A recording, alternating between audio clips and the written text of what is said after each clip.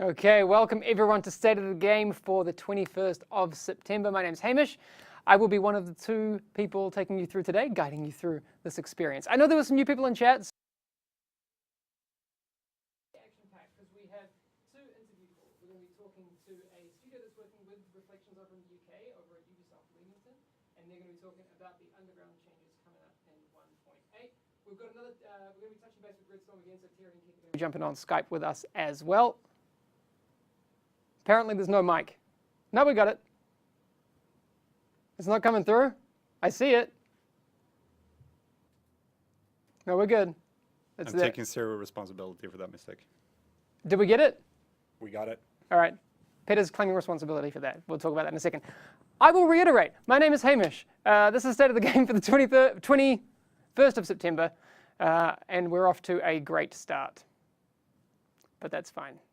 Kind of indicative of this week. But we have a couple of interviews coming up. We're going to be talking to Ubisoft Leamington, who have been working with Reflections over in the UK on Underground 1.8 changes. We've got Terry and Keith from Redstone coming in just a second. But before we get to all of that, Peter's going to tell you about what's going on, because this is important. All right. Right. Hello, guys. A couple of things I want to go through really quickly before we jump back to Hamish and the Leamington guys. First of all, the RPM... You need to be on screen for this. Wait, I'm not on screen? Oh! There you go. There we go. Everything is working today. Everything is fine. Everything is good.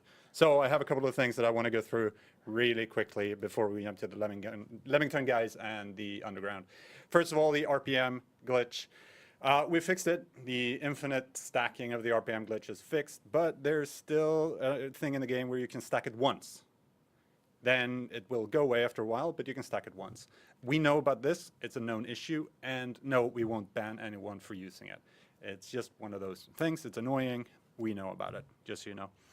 We're also looking into other issues. There's been quite a lot of reports about various things, including a glitch with skill haste. We're looking into that, and we are aware. We're monitoring the situation in general. We're gathering your reports, etc. Just so you know that we are aware of what's happening. I want to briefly mention as well that the PTS for consoles might sadly be delayed. We're still aiming for the 26th, which is Tuesday next week. We're still aiming for it, hoping to get it out by then, but it might be slightly delayed.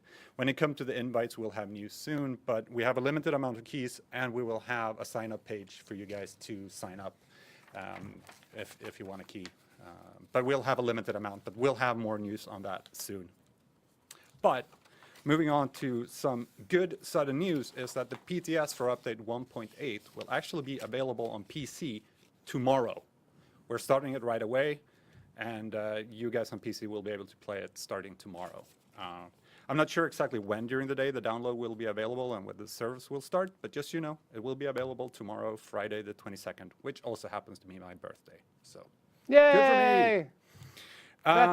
There's a couple of things when the PTS launches for week 1. This is going to be on the PC version that's going up tomorrow, and on the console once they start. Just a couple of things. The alerts in Westside Piers, which is connected to the dynamic spawning system and stuff like that, will be turned off for the phase 1. You can still go around there, you can still roam the area, you can still fight the enemies, but the alerts are turned off. You can also go to Camp Clinton, that will also be available. The Underground and Survival will be offline starting in the first phase. You will be able to go there, but if you do, you will be stuck in an infinite loading screen. So just log out and in again, and that will be fixed. There is also Tactician and Alpha Bridge, for example. Their 5 and 6 piece bonuses won't be available. Resistant will be offline, and we'll have a list of like known PTS issues on the forums. But we will primarily, during this first phase then, since these things are offline, we'll focus on Skirmish, we'll focus on Rogue 2.0, some of the new classifieds, and of course, the new exotics. So keep an eye on Twitter and Facebook, and we'll keep you updated when the PC build is available for you to download and play. And we'll also keep you posted on the PTS console news and the sign up for the invites. So yeah, that's pretty much all for me. Go test. Break the PTS game as much as you like, because we really want to know about all the bugs and all all balanced stuff and things that you think we should take a look at. So go play that tomorrow already. That's pretty much it for me. All right, perfect. All right, I'm back on. Great. So one of the things that I think is worth noting there, I saw some feedback from chat that delaying console PTS in relation to the PC PTS. I know for console players it can be frustrating. The thing is, we need to get the tests up as soon as possible, regardless of what platform. So I know if you're on a console and you see PC players playing tomorrow, it can be frustrating, but remember, it's all for the good of the game. And we want to get as much testing in as possible. And getting another weekend in testing is huge for the game. So that being said, we're going to talk to a couple of the guys over in Leamington right now. Let's see if this works. Hello, Paul, Jim. Hello. How you guys doing? Good, thank you. All right, so we have Paul Turland and Jim Norris from the design team over in Leamington, part of the UK contingent. How long have you guys been working on these updates to Underground for 1.8? I know we ran into each other at the last ETF, but has this been something you've been working on for a little while? It's been about the last 6 months in development, so we've been working really hard to get as much in as we can and really kind of invigorate the Underground to get everyone back in there and playing. Perfect. So when you say reinvigorating, what are the things you're focusing on in terms of your design intentions for Underground in 1.8? So we were looking at obviously the community sentiment and the data, and a lot of people were concerned about the rewards not being quite up to scratch in the Underground. Also, there was a drop-off in the use of directives. So we wanted to kind of give those a refresh, bring them up to scratch for the rest of the game, and really give it a new flavour and get people in there again. Well, I think on that note, that's a pretty good segue, and I want to get straight into one of the things that will add a bunch of new flavour. We've actually got a video. Peter, can you roll that first one? Because there's a familiar enemy that may not be so familiar to the Underground that we can see up on screen now. It's something that people have been talking about for a little while. Is that something that's going to happen? It's already spoiled right now, so we're seeing hunters in the Underground. What's going on? Yeah, so the idea for us is that the hunters are patrolling the Underground now, and they're after division agents. They want to get more watches, so they're in there. They're the deadliest enemy down there, and the idea is that we want them to be unpredictable. There's a chance of them spawning pretty much anywhere in the Underground, so you may think you've just done an objective, the pressure's off, bang, the hunters are there, and they're on you straight away. And awesome. We want them to really kind of be feared in the Underground, but also the other side of it is that they're going to give you really good rewards as well. Very cool. We'll talk about rewards in just a little bit, but Jim, can you take us through a little bit how the hunters will spawn? I know, Paul, you're talking about how they might be like a little bit of a surprise for people. What's going on there? So I'm running through the Underground, and what's going to happen? Well, okay, so whether you're alone or with a group of your buddies, there's always going to be one more hunter that spawns in. And they're basically, they could jump in at any moment. You don't know when it's going to happen. You maybe will have just completed an objective. You're waiting to get through to the next room, and the door doesn't open, and it's a bit bewildering. And then all of a sudden you hear that telltale sign of the hunters, and you've got to basically regroup really quick and decide how you're going to defeat them with either yourself or with your buddies. Okay, so it's group size +1. So if you're by yourself, you'll have 2 hunters? You'll have to fight 2 hunters, right, yeah. Okay, and 5 if you're a group of 4. Yep, 5. Wow. Yeah, and there's a higher chance of them spawning on higher difficulties as well, but you will see them on hard as well. Okay. They don't spawn in normal. Okay, so you have hard, normal, hard, and challenging, right? And but they'll only spawn in what, hard and challenging? Is that what you're saying? Yeah, that's correct. Okay, but a higher chance to spawn in challenging. Yeah. All right. So one of the things I was thinking about a little bit earlier, when you're playing, because you have 1, 2, and 3 phases, right? Yep. What's the most amount of times a hunter can spawn in that session? Well, you'll only see them. You'll see them once potentially in a 3-phase mission. Okay. You might not see them. Okay. I'm not going to go into particulars about what the numbers are, but eventually everybody will see some hunters. Okay. And if you face them and you lose to them, they're going to be gone for the rest of that mission. Okay. All right. So the idea is they come in, they take you out, their work is done, they grab your watches, they go home. They're done with you. to go have a cup of tea or whatever it is hunters do after they kill a bunch of players. Okay. But you could feasibly play a few sessions and never see one. Yeah, you could, but you will eventually always run into them. They will find you. All right, very cool. So like you said before, if they kill you, they're gone. Yeah, that's it. That's it for that particular round. All right, very cool. We actually have another video to look at right now, because as well as having a familiar enemy showing up in the underground, we also have a familiar location that might be showing up again. So the rave room is back. Yes. That's awesome. Actually, someone already picked it. Demonic Crow saying in chat, bring back the rave room. And there you go, man. There you go. We did it for him. We did it for Demonic Crow specifically. Yeah. So this obviously won't be in every session that you play through, right? But people will come across it again? Yeah, it's back in the mix. Previously, you'd only see it during the tutorial, and it's just such a great room and such a great space to fight in that we wanted to get it back in, and we know that everybody else wanted it back in as well. It's one of my favorite rooms to fight the hunters in. It's a really good fight. Yeah, but there won't be hunters in it every time, but there may be. Not every time. They may spawn in there. Okay. Yeah, they might. Very cool. All right, I'm sure people will start sharing videos of that when that does happen for them. Yeah, so we're about to see, I think, the demise of this player. I don't know. I can't actually remember in this video if our player dies. But anyway, fighting a hunter in this room is going to be sick. There are some other changes that you guys have been making to the Underground. Obviously, part of the player experience, and you mentioned it a little bit earlier, Paul, was the directives. You mentioned that from the data that you'd been looking at, that there were people who were either not using them or there was a drop-off. What kind of things have you been doing there? So for the new directives, what we've done, we've taken the 5 old ones and we've kind of put them to bed, and we've come up with 5 new directives. Okay, so and they're all based on. Okay.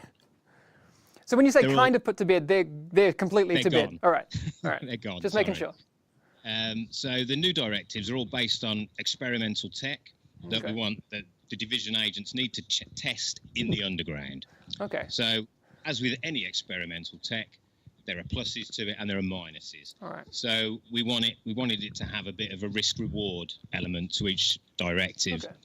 And we want the player to have a bit more fun with them, as well as having the challenge with them as well. All right. That's really cool. I know we have a video example of a couple of those, and we're not going to show everyone all 5 of them, but they will see those on the PTS at some point, maybe not straight away. But we have this one here. So there's 2 directives enabled in this one from memory. Can you explain, because people might notice a little bit of a UI change as they play through. Yeah, so that first directive is what we're calling electrotech, and the good thing about this is that it gives you vastly reduced cooldown times on your skills. So if you like using skills, you can use them more often. The problem with that is that it's using so much electricity off your kit. You have a bit of a glitch on it, so it disrupts your navigation and all kinds of stuff like that. So it makes it a bit more difficult for you to get around and see what's around you, but you get the advantage of using your skills more often. Yeah. Okay. Cool. And so there's a little UI bar as well that people can see filling up when people are shooting. Can we explain what's going on there? Okay. So the second directive that's been used in this particular video is called shock ammo, and it is kind of what it says. You get basically shock ammo, a full magazine of shock ammo. You can shock enemies. I'm not saying shock too many times. I'm saying it again one time. Okay. Right. And then to cap it all, you've got the bar is an actual limit on the rate of fire. So if you keep firing this and don't let up, you yourself will get shocked as the player. Okay. So you've got it's based on we want you to suppress the enemy using burst fire, but also it's good for crowd control because you can shock enemies, but it's about getting that balance and again that risk-reward thing that we were after. That's really cool. Shock enemies, Paul. You can shock enemies, yes. Okay, great. All right, I'm glad we've clarified that there's shocking. That is really cool. Chat seems to be really happy about this. It's, again, a different experience. So this is going to be something I'm really looking at. I'm really looking forward to seeing what the feedback is on the PTS. Chat is already rocking the. That's shocking. Yes, fantastic. A couple of other things I wanted to talk about before you guys head off and we head over to Redstorm. There are checkpoints. Can you explain the work you've been doing on the checkpoints part of the Underground? Well, sure. It was always really frustrating before when you'd get to the end of a third phase and your team would wipe and you had to go all the way back to the start. So we've added checkpoints now to where you'll go back to the beginning of that phase, or if you're all the way towards the end, you might go back to a few rooms before that. It varies on dungeons, but we wanted to make it a bit less frustrating. You know, it's such a downer when you're almost to the end of that and your team wipes and you have to start over. So we've added checkpoints to make it a bit easier and a bit more friendly. Perfect. Nice. One other thing, and it may not come as a shock to you. Ooh, Let's see what I like it. Thanks. Oh, awesome. Is that a lot of players were finding that they weren't going into the underground because it wasn't as rewarding. Like there were other activities where you could get a whole bunch more rewards. What have you guys done on that front? Yeah, so, you know, like the checkpoints, we wanted to make things less punishing. We also wanted to make the rewards sort of up to par with the rest of the game. So we've added the chance for exotics to drop now to all of the bosses in the underground. The hunters will also have a chance to drop exotics. Boom. Plus, plus we've got a weekly assignment. So similar to the open world where you can do your weekly and get the cash once a week, you can now do that in the underground as well. So we just wanted to give players more of a reason to go down there, make sure that the rewards were worth your time and effort down there, especially since we've added hunters and it's a lot more difficult now and you could just get completely creamed by them. Yeah. So, but they can drop exotics too, right? Did you say that? Or oh yeah, hunters can drop exotics as well. Yeah, all right, perfect. Okay, because we're going to talk a little bit more about exotics with Redstorm in just a second, but I just want to thank you guys, Paul and Jim, for jumping on the call with us. We're going to have to get you on again soon. And we'll be talking about the PTS and all that stuff coming up very, very soon. But thanks very much, guys. I'll mute and I have to really hang up on you. But right. Thanks for hanging out. See you later, guys. Thanks. Bye. Bye. Okay, all done with that. We're just going to hang up on these guys. I feel bad hanging up a call. And we're going to just dial up Redstorm and see if we can get them on the line. Here we go. So, I mean, yeah, underground updates in 1.8. We've got exotics dropping, we've got hunters showing up in there, the rave room is back, and that may not be the whole story, but it's very close to the whole story. So that was a shocking pleasure. Thanks very much, chat. Shocking news. Redstorm, pick up, please. Okay. Oh, they're calling me. Let's go. Hang on. Ah, all right. It's working. Hang on. Let me just full screen these guys. Hey. How you guys doing? Hey, it worked. Shocking. Shocking. Oh, you heard that. Fantastic. Oh, yeah. Yeah. People are already calling for Terry to get the horns up. How are you guys feeling this week? Good. Excited? Mm-hmm. How are you? I'm well, thank you. Wow, all the pleasantries are out of the way nice and quickly. So we don't have much new stuff to talk about with you guys. Obviously, we've just chatted to the Leamington dudes about the underground stuff. But Cool. We wanted to touch base with you guys again before we get into the whole PTS process, talk about a little bit of what we're looking at there. But also, you guys look pretty relaxed and majestic. I like it. Wow, Fantastic. thank you very much. It's very complimentary of you. There you go. All right, so enough of that. Let's get into business. 1.8. What is it? What do you think it means for players? We talked about Westside Piers, skirmish, resistance, all of that new jazz. What do you think it's going to mean for players? Well, I think it's the summer of giving people what they want. That was the goal for all of us, was to give people the things. You know, it's the new map expansion. Excuse me. It's the new PvE activity. It's the new PvP focused, you know, without AI in your PvP, you know, kind of thing. It's the new Rogue 2.0. It's a new way to improve your gear with optimization. It's all the classified gear sets, it's new exotics, it's a dynamic spawning system in the open world, the balance changes, I mean, all the things, right? It's everything we've all wanted, and it's a lot of stuff. I've seen a lot of community feedback on that, and it's easy to be like, yes, I wish this was in since day one, and hindsight and all that, but there's a lot of big stuff coming in 1.8. So. Yes, we've been looking forward. The past 3 weeks, the theme has been very much looking to the future, 1.8. But real talk for a second, guys. 1.7.1. People logged in, and they're moving differently. They are. What happened there? Yes. What's going on? So to be super transparent, please. That is part of the thing we've been talking about the last couple of weeks. You know, we want to squash the chicken dance. It's not the whole whole puzzle. You know what I mean? It's just one little part of it, and it unfortunately went live a little bit early. That was supposed to go up with the PTS. It was not supposed to go out without PTS testing and community feedback. So it is included in the PTS. We'll be continuing to iterate from there. It'll have all the other hipfire changes with it. It's a portion. It's a portion, but as a positive, now that it's out there, please send feedback over, and like I said, we'll be tweaking it throughout the PTS. Yeah, when you get it all on the PTS, when you see the whole puzzle together, exactly. Give us feedback. We're not saying that everything you see right now is the only thing we were going to do. No. Yeah, no. for sure. Well, yeah, it was definitely went out as a mistake. We're totally aware of that. But yeah, we that really, sucks. yeah, it does. And we want to see what you guys think of the whole picture on the PTS, because what people are experiencing right now on 1.7.1 isn't at all the whole picture. Yeah, absolutely. There's a lot of conflicts I've seen in the community. A lot of people are starting to speak positively about elements of it. And again, I say elements because it is elements. Yes, absolutely. So again, please be engaged in the discussion as we get you the full picture out to you on the PTS. Some of the other things we have to talk about going forward, there's things like changes to Adept coming, right? What's the story there? Mm-hmm. So, there's been a lot of discussion for a long time about, the way Adept has been working is you can stack it. It could stack up to 5 times. That was kind of like this cap that got put in place that we really didn't think players would hit, but people figured out ways to very consistently have 5 Adept stacks. That was not really what we wanted. That's not the power that was supposed to bring.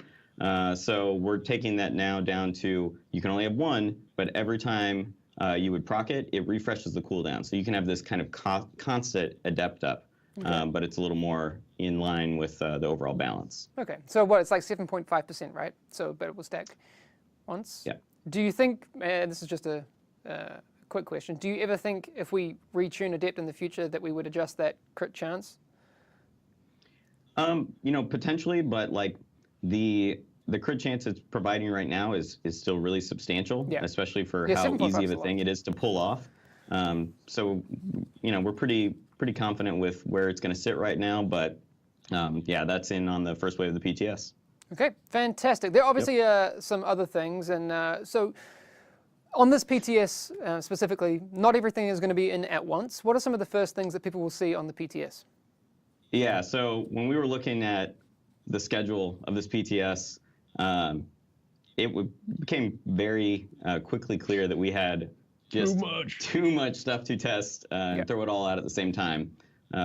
So we're going to do it in waves, like Petter mentioned up at the front of the show. So in wave 1, Rogue 2.0 will be fully operational, and we expect a lot of awesome playtesting to happen in there. Cool. Skirmish will be up. You can access it through the terminal, through the same place you would have accessed Last Stand. The Westside Piers open world is going to be open. So all the dynamic spawning stuff we've been talking about, head up to the Westside Piers, check out the new environment, fight the factions together for the first time. Find D-Tech. Find D-Tech. But it's not going to have the full gameplay loop. Camp Clinton won't be there. The Westside Piers alerts won't be there. So we're kind of doing that in phases. This first wave will have 6 new classified sets. Which sets, Keith? So Firecrest, Predator, Nomad, Banshee, the defense set, and Hunter's Faith. And kind of a thing we haven't really talked about, Hunter's Faith, we polled the community a long time ago. Yes, Hunter's Faith came back as the set that everyone wanted to see reworked. Yeah. So we have completely reworked Hunter's Faith on this updates, and that's in the first drop. And so that's a change to the 4 and 6 piece. So we definitely want people to give us playtesting feedback on that. Okay. Hamish, you're going to love it. You're going to love it. It's geared towards bolt I'm already action snipers. nervously excited. So, sorry, hang on. Did you say bolt action snipers? It's geared towards the slower. It's geared towards, you want to use it with the bolt action. It's all about accuracy, headshots. Like Get excited. Sniper. All right. Like a sniper. All right, well, there you go. Okay, we're not going to talk about it for too much, but when you say reworked the 4 and 6 piece, do you mean like killed the old one or redesigned it? The old one is gone. Yes. It's a complete redesign. People who have the old set, it will just you'll get the new talents right away. All right. It's really good. Cool. Hold on to those Hunter's Faith pieces. Obviously, you'll only have access to the 4 piece until you get the classified, but that's going to come on later. And also, it's a PTS, so you don't need to hold on to anything on the PTS. It's all going to get deleted anyway. We talked about exotics dropping in the underground and stuff before. One of the things that people have had is, exotics are cool, but, there are other guns that maybe are a bit more powerful. Absolutely. What's happening there? I talked to you a little bit earlier about weapons and balancing and stuff. What's happening on that side? So there's the low RPM push that we've been talking about to try to get some of the lower RPM weapons kind of more into the meta. But along with that, we've also done a balancing pass on all the existing exotics to make them a lot more viable. So you'll see balance changes to Showstopper, to pretty much most of the exotics got kind of a bump up, a little bit of a buff, except for a few call-outs that we know are already super awesome, like the Bullfrog. Okay. Fantastic. I mean, essentially, in PTS, in the first wave of PTS, you're going to see the full 1.8 balance. Yeah. Suite as it was. Okay. And there's a exotic cache that's free in the vendor. So for some reason you don't have one of the pieces yet on the PTS, you can just roll a bunch of caches and play with all the retuned exotics. Okay. So to be clear, the talents on the exotics are not changing, but the weapon damage will be tuned?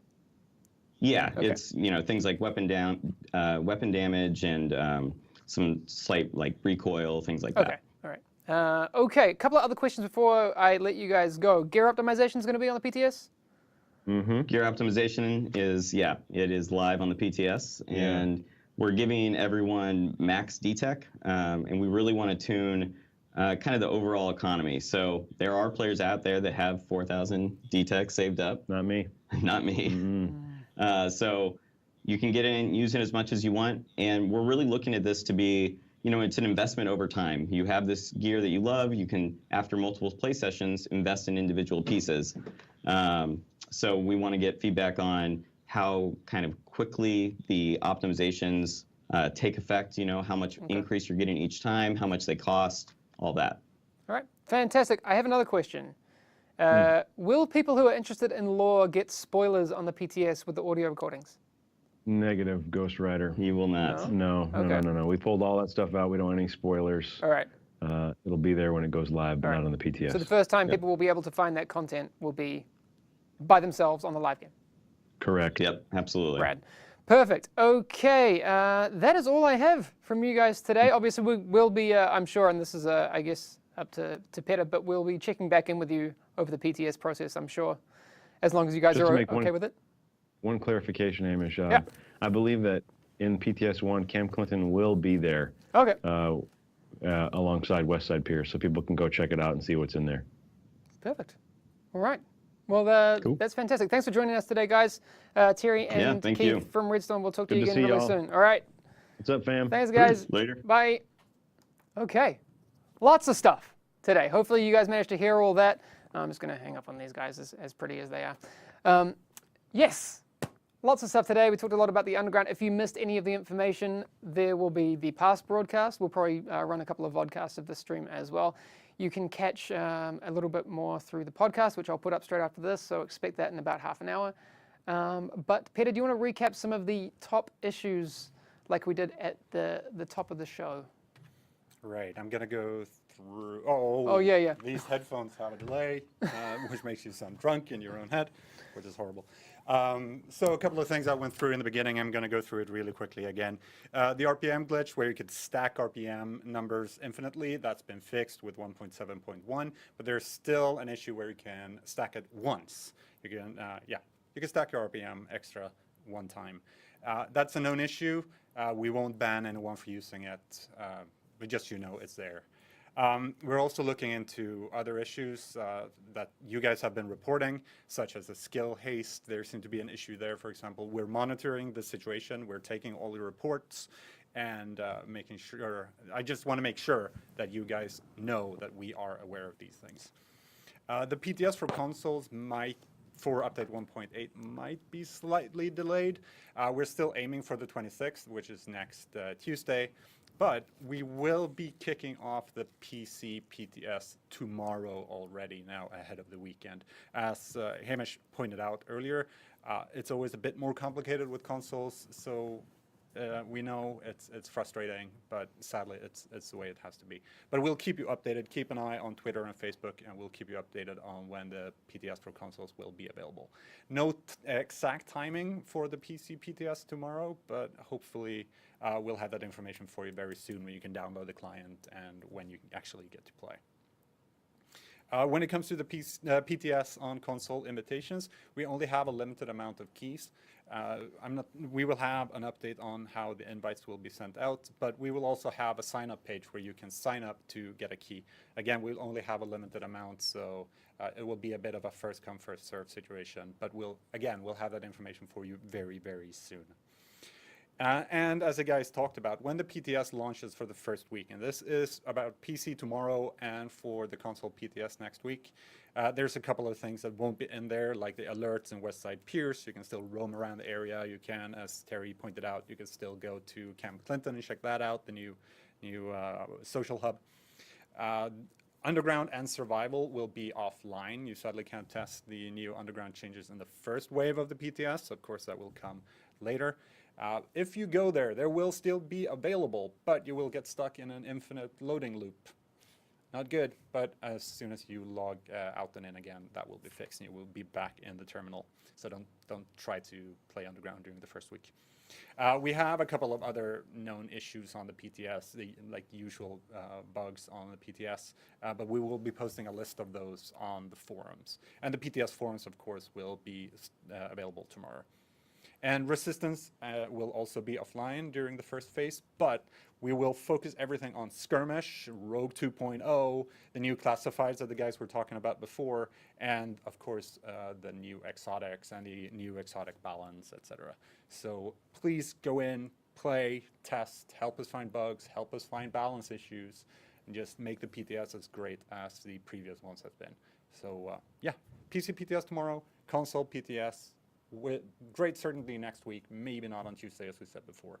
And just because it's in the ticker, October 3rd is still on for global event Assault. So yeah, that's it from me. Back to Hamish. All right, one clarification I saw in chat, Peter. The console PTS participants from last time will still have access, correct? Yes, exactly. We talked about that last week. If you have access to the PTS on consoles, if you got an invite last time, it's still available. Either you get to update a patch, of course, to the client, or you can re-download it from PSN or the Xbox Store. So nothing changed there. You still have access. All right, fantastic. So again, I love the whole PTS process because we get to have like these ongoing conversations about all of these things. So forums, Twitter, where obviously we're checking Reddit and these sorts of things, but we have our Twitch streams. Please come back every week and we'll update you where we are at, and we do see what you say. So please enjoy. Someone said nice camera. Thank you, Inferno. You noticed it. Is it because I told you? Yes. It is a new camera lens. Thank you. Enough of that. The PC PTS tomorrow. Amper will be playing and streaming tomorrow night, correct? So we have that from him. And on those streams, Terry usually shows up. So if you have those sorts of feedback, you know, I would hang out there tomorrow night. It's actually at about 27 hours from now. So, correct? Yeah, 27 hours from now. And then we'll be here next week streaming and all that sort of stuff. We'll have, I think, a podcast next week and then another State of the Game, same time as usual. But if you've missed it, past podcast coming soon. It's on iTunes, it's on SoundCloud, and all of that. But again, we will talk to you again very soon. Thanks for coming by today. We'll see you again next week. Bye. Boom, y'all. Shake your body and shake your body.